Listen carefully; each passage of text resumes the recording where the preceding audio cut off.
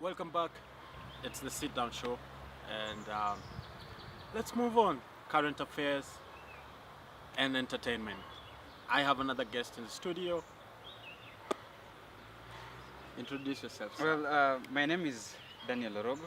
I am an independent candidate from Kibra, Sarangombe, and I'm glad to be here with this wonderful show, the wonderful hosts to discuss about issues that are affecting this country.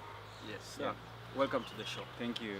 Um, just to begin, like, what is your take on the president launching a portal on what the government has done, and while you're on it, what do you think about what the government has done?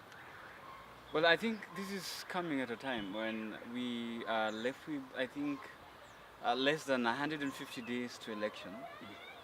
And I think it's strategically meant to draw the attention of the citizens to Jubilee. And more of it, I think, it's what I called a PR campaign for now. But again, speaking on the other side, I think it is important that the head of state and the government gives us a scorecard, Yeah. especially when we are headed to this election. Why? Because it is important for the normal Mwananchi to know what Jubilee has done in terms of infrastructure, in terms of medical bills, in terms of youth empowerment, in terms of all other things that the government funds. But more importantly, my interest is the idea of a scorecard in terms of youth empowerment, in terms of empowering the young people, whether those who are artists and those who are nurturing their skills through entertainment, sports.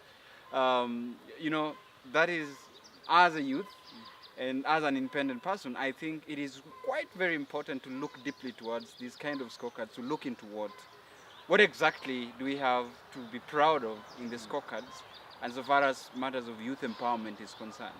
And so I think it is important that the president gives us a scorecard, which always, I think it always comes at a time when he gives the State of the Nation address.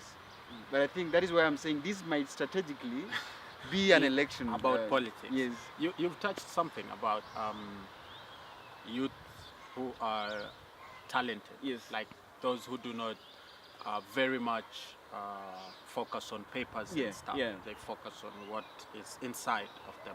Yeah. What do you think the scorecard says about them?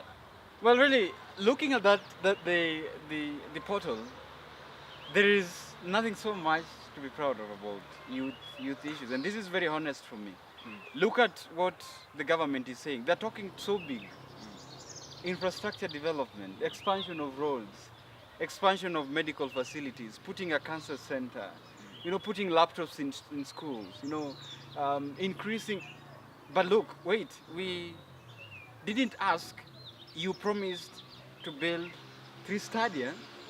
They say they are beginning to build them. Yeah, One in Mombasa and one in, I don't know, Eldoret or something. You see, if you say within a span of 5 years, you fulfill your promise within the span of 5 years. So that is why they give us scorecard. Why would they give us the achievement in terms of other sector, but when it comes to issues that are touching skills, that are touching sports, that are touching entertainment, that are touching all this where the youth actually gain their income, somebody is bringing an excuse. Somebody is saying, we've just begun to do that. So I think, for me, speaking honestly and being an independent thought, I think our government is taking a ride on the young people. 60% of this country are youth, Young people, yeah. and young people, and among the 60%, 45% are young people who are underemployed and unemployed. There is a difference between being employed and underemployed. Yeah. Look at this. Young people are having the energy to drive this country to where it belongs. The people in societies that are developed, Benjamin, like US, who are the rich people? They're the singers, they're the hip hop artists. Yeah. You understand? In countries like Qatar, who are people who are known? They're the sports guys. Yeah. Why do we have an excuse when it comes to Kenya? This is, for me, I think it is just out of hand. And surely. Personally, like my opinion, Yeah. being an artist, I would say the government is trying to do so much when they don't really need to do so much when it comes to talent and entertainment. Yeah. Because all you need is like to just soften the taxes, because for instance, there is a movie that was supposed to be shot in Kenya. Yeah. And it was about the incident that happened at Westgate. Yeah.